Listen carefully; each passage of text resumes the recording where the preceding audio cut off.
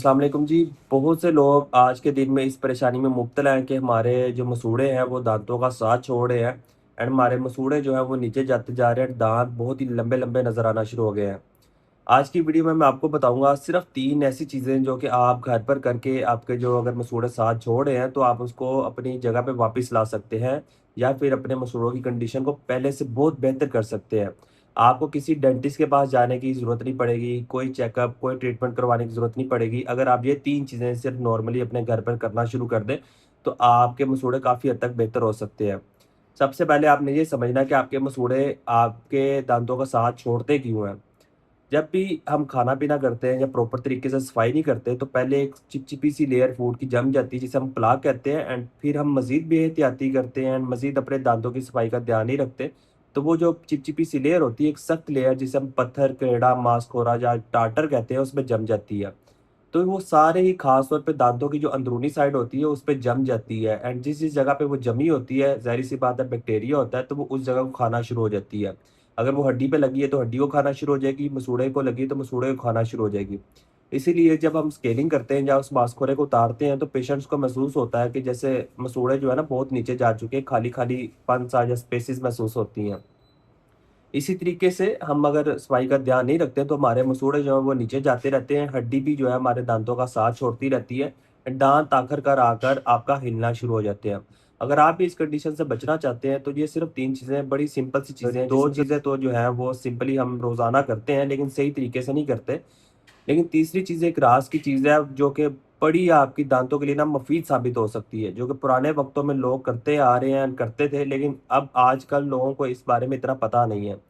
पहली 2 चीज़ें तो सिंपल हैं, आपने ब्रशिंग करनी है दिन में 2 दफ़ा एंड सॉफ्ट ब्रश के साथ। लोग क्या करते हैं हार्ड ब्रश पकड़ते हैं, दाँतों को रगड़ना शुरू हो जाते हैं। अगर आप इस तरीके से करेंगे तो आपके जो मसूड़े हैं वो मज़ीद जो पीछे धकेलना शुरू हो जाएँगे, दाँत आपके लंबे-लंबे नज़र आना शुरू हो जाएँगे।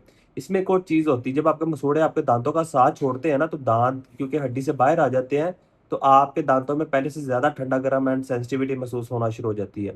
इसलिए ब्रशिंग लाज़मी करनी है लेकिन सॉफ्ट ब्रश के साथ एंड एक टेक्नीक होती है जिसे हम कहते हैं मॉडिफाइड बास टेक्नीक। इस पे मैंने ऑलरेडी कितनी वीडियोज़ बनाई ही हैं, आप वो भी देख सकते हैं, बाकी हल्का-सा मैं आपको बता देता हूँ। आपने जो ब्रश के ब्रिसल्स होते हैं वो 45 के एंगल में रखने हैं टुवर्ड्स गम्स, मतलब गम्स की तरफ, मसूड़ों की तरफ। फिर आपने थोड़ा-सा उसको गोल-गोल सर्कुलर मोशन में साफ करना उस एरिया से एंड फिर गम्स को पकड़ के टुवर्ड्स टूथ आपने उसको धकेलना, लेकर आना है। इसी तरीके से ऊपर वाले दाँतों में ऊपर से नीचे करेंगे, नीचे वाले दाँतों में नीचे से ऊपर करेंगे। सारा अंदर-बाहर, ऊपर-नीचे से क्लीन करने के बाद आपने गोल-गोल ब्रशिंग से आपने साफ करना है या फिर आप इलेक्ट्रिक ब्रश का इस्तेमाल कर सकते हैं, बड़ा बेहतरीन चीज़ है। दूसरे नंबर पे बहुत से लोग इसे कर रहे हैं, लेकिन लोगों को पता नहीं है इस बारे में भी, क्योंकि बहुत से लोग जो है ना, इसे अवॉइड ही करते हैं कि मज़ीद ख़राब ना हो जाए। वो समझते हैं कि हम इसको करेंगे तो हमारे मसूड़े जो है ना और ब्लीडिंग होना शुरू हो जाती है, डॉक्टर साहब या पता नहीं क्या और ख़राब होना शुरू हो जाते हैं। तो लेकिन वो बड़ी मुफ़ीद चीज़ है एंड लाज़मी करनी चाहिए, उसको अपनी ज़िंदगी का हिस्सा बना लें। वो होती है डेंटल फ्लॉस, क्योंकि दरमियान से एंड अंदर से जो है ना ब्रशिंग से खाना बड़ी मुश्किल से निकलता है, तो जब आप फ्लॉस करते हैं ना, तो दाँतों के दरमियान में जो खाना फँसा होता है ना जरासीम, तो वो साफ़ होना शुरू हो जाते हैं। इसकी वजह से आपके मसूड़े जो है ना काफ़ी हद तक आपके बैक्टीरिया से बच जाते हैं एंड इस तरीके से नीचे नहीं जाते। 2 चीज़ें ये हो गई, कोशिश करनी है फ्लॉस हर खाने के बाद करें, नहीं तो 1 दिन में 1 से 2 दफ़ा लाज़मी करें। तीसरी चीज़ एक ऑयल है जो कि हमें पता ही नहीं है, नॉर्मली तौर पे हम उसे यूज़ करके अपने दाँतों के लिए बड़ा मुफ़ीद साबित कर सकते हैं और मसूड़ों को भी जो है ना काफ़ी हद तक बेहतर कर सकते हैं।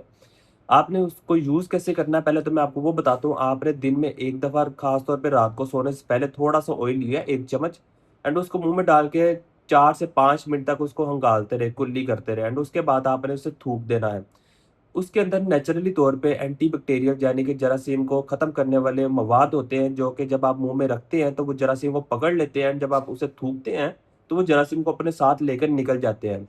इसीलिए हम इसको कहते हैं कि बैक्टीरिया को पुल करना, इसी वजह से इसका नाम डाला गया है ऑयल पुलिंग टेक्नीक। ये किस तरीके से करते हैं? ये करते हैं कोकोनट ऑयल के साथ।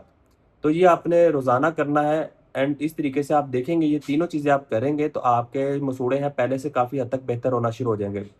लेकिन याद रखें, अगर आपके मसूड़े पक्के तौर पे बहुत ज़्यादा नीचे जा चुके हैं, जिसे हम कहते हैं कि रिसेशन ऑफ गम्स, या आपके दाँतों के ऊपर मांसपूरा जमा हुआ है या आपके दाँत हिलना शुरू हो गए हैं, तो फिर आप घर पे टोटके करके उसको बेहतर करने की कोशिश ना करें।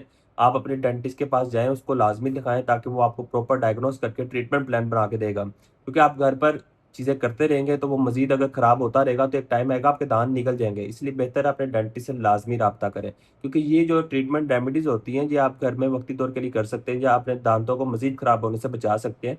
ये कोई नेमल बदल नहीं होता किसी भी डेंटल ट्रीटमेंट का, तो इसलिए डेंटिस्ट को लाज़मी राब्ता करें। उम्मीद करता हूँ आपको ये वीडियो पसंद आई होगी। मज़ीद इसी तरह की वीडियोज़ देखने के लिए चैनल को सब्सक्राइब कर लें एंड बेल आइकन का बटन दबा लें। बहुत शुक्रिया वीडियो देखने का। जज़ाकल्लाह। अल्लाह हाफ़िज़।